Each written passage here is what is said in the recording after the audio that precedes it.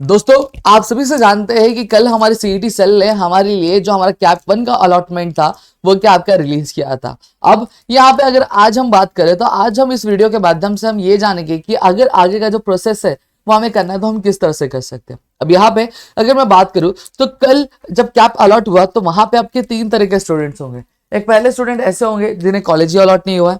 दूसरे स्टूडेंट ऐसे होंगे जिन्हें कॉलेज अलॉट हुआ है और वो उसी कॉलेज में एडमिशन लेना चाहते हैं।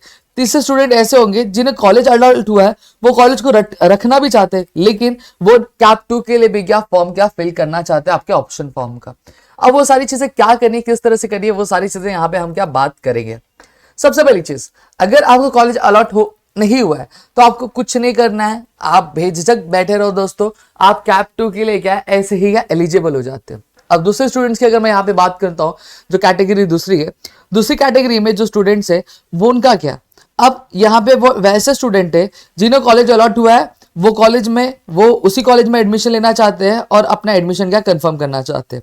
अब तीसरे स्टूडेंट की अगर मैं बात करूं तो अब स्टूडेंट्स ऐसे हैं कि जो कोई रिस्क नहीं लेना चाहते, ठीक है, वो कैप 2 में जाना तो चाहते हैं लेकिन ये जो कॉलेज उनको अलॉट हुआ है उस कॉलेज को फ्रीज करके क्या जाना चाहते हैं। अब जिन्हें अलॉट नहीं हुआ है तो कैप 2 के लिए ऐसे एलिजिबल है। दूसरे स्टूडेंट ऐसे हैं जो क्या करना चाहते हैं, जो एक्चुअली आपका एडमिशन लेना चाहते हैं उसी कॉलेज में जो कॉलेज अलॉट हुआ है तो उन्हें फ्रीज ऑप्शन पे क्लिक करना है। तीसरे स्टूडेंट ऐसे हैं जो क्या करना चाहते हैं, कैप 2 के लिए भी जाना चाहते हैं लेकिन वो रिस्क नहीं लेना चाहते, जो कॉलेज अलॉट हुआ है वो रखना चाहते हैं, तो वो किसके लिए जाएंगे, नॉट फ्रीज फॉर बेटरमेंट के लिए वो वहां पे क्या जाएंगे। सही बात है। अब एक स्टूडेंट ऐसा भी होगा जो क्या करना चाहता है, जो कॉलेज अलॉट हुआ है, जो कॉलेज अलॉट तो हुआ है लेकिन उस कॉलेज में उसको एडमिशन ही नहीं चाहिए, उसको दूसरा ही कॉलेज चाहिए, कुछ भी हो जाए लेकिन उस कॉलेज में एडमिशन नहीं चाहिए।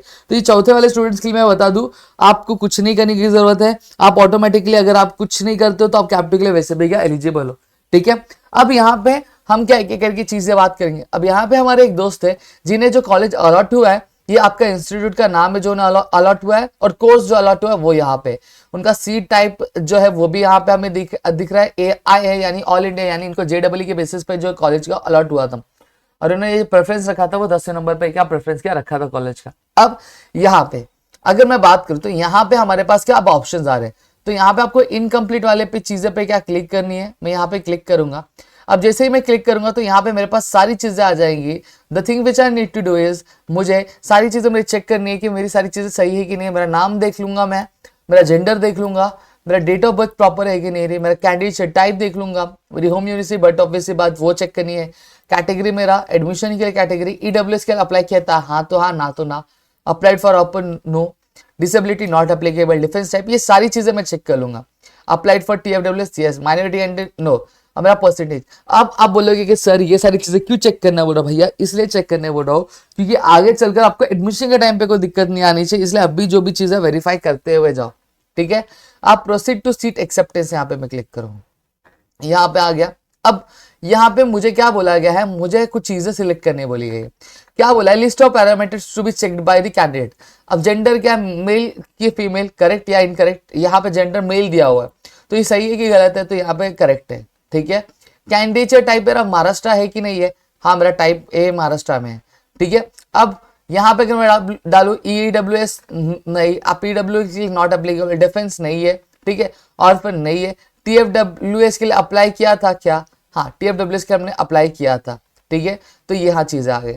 अब मुझे यहाँ पे क्या बोला गया, मुझे करेक्ट मार्क्स ऑब्टेन। अब यहाँ पे मुझे HSC का टोटल मार्क्स फिजिक्स में कितने मिले, केमिस्ट्री में कितने मिले, आपकी ये सारी चीजें मुझे यहाँ पे क्या फिलअप करनी है। तो यहाँ पे मैं करूंगा, मेरा HSC का जो टोटल था 333 मार्क्स क्या मेरा टोटल था, तो मैं यहाँ पे अगर करेक्ट है तो मैं यहाँ पे करेक्ट क्लिक करूंगा। अब मुझे जो मार्क्स, एक्चुअली ये शायद ऑटोमेटिक आएगा क्योंकि यहाँ पे क्लिक तो नहीं हो रहा है। फिजिक्स में जो मुझे मार्क्स ऑब्टेन था वो 49 था, हाँ करेक्ट है। केमिस्ट्री में मुझे जो मार्क्स था वो 51 था, करेक्ट है, ठीक है। मैथमेटिक्स में 40 था, करेक्ट है, ठीक है। अब HSC इंग्लिश में मुझे 66 था, करेक्ट है, करेक्ट है। अब मैं मैथ्स, अब मैं 10th स्टैंडर्ड के मेरे मार्क्स देखूंगा। 10th स्टैंडर्ड मुझे 76 मैथमेटिक्स में था, साइंस में 72 था और इंग्लिश में 63 था, ठीक है। अब ये सारी चीजें हो गई। अब यहाँ पे अगर मैं बात करूँ तो यहाँ पे मेरे जो डॉक्यूमेंट्स है वो वेरीफाइड आ गया। अब यहाँ पे मैं सेव एंड प्रोसीड करूंगा। अब सेव एंड प्रोसीड करूंगा तो यहाँ पे मुझे क्या आ गया है, अब यहाँ पे मुझे सेल्फ कंफर्मेशन आ गया है। The thing which I need to do is I need to read out the self confirmation, ठीक है। और यहाँ पे मुझे जो चेक बॉक्स दिया उस पर मुझे क्या क्लिक करना है, मैं आपको रीड करके ही बताता हूँ।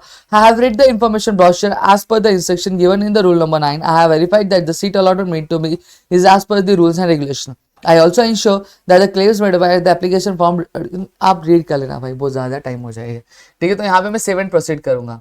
अब यहाँ पे ऑप्शन है मेरे पास, क्या ऑप्शन है? सबसे पहली चीज बेटरमेंट नॉट फ्रीज।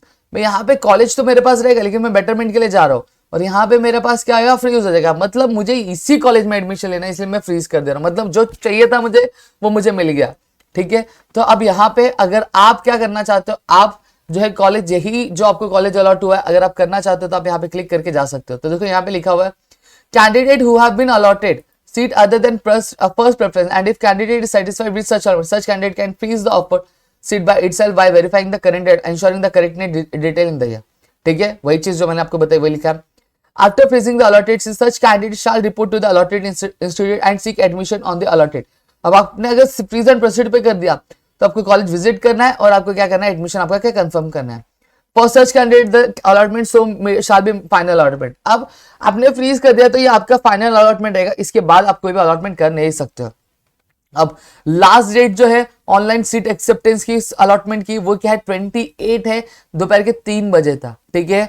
अब यहीं पे अगर मैं बात करूं लास्ट डेट फॉर रिपोर्टिंग का भी 28 तक है, आपका शाम के 5 बजे तक, ठीक है। तो ये तो हमें करना नहीं क्योंकि हमें जो है और हम रिस्क भी नहीं लेना चाहते हैं। So for this purpose we will be going with the betterment not freeze option के साथ हम जाएंगे। अब यहाँ पे अगर मैं बात करूं candidates who have been allotted seat other than first preference and if the candidate is not satisfied with such and do wish participate in further cap round for betterment, तो वो इसके लिए जा सकता है। अब यहाँ पे एक और चीज मैं बताना भूल गया, अगर आपको फर्स्ट प्रेफरेंस जो आपने कॉलेज रखा था अगर वही कॉलेज आपको मिल गया तो कुछ नहीं कर सकते, आपके पास ऑप्शन यही है कि आपको क्या करना है, आपको इसमें एडमिशन क्या लेना है। तो यहाँ पे betterment not freeze and proceed पे मैं क्लिक करूंगा। अब मेरा लॉगिन पासवर्ड जो है मुझे यहाँ पे क्या एंटर करना रहेगा यहाँ पे, तो यहाँ पे ऑलरेडी सारी चीजें हमारे पास है, तो ठीक है। अब यहाँ पे मेरा ओटीपी आएगा, अब वो ओटीपी मुझे क्या करना रहेगा, मुझे एंटर करना रहेगा।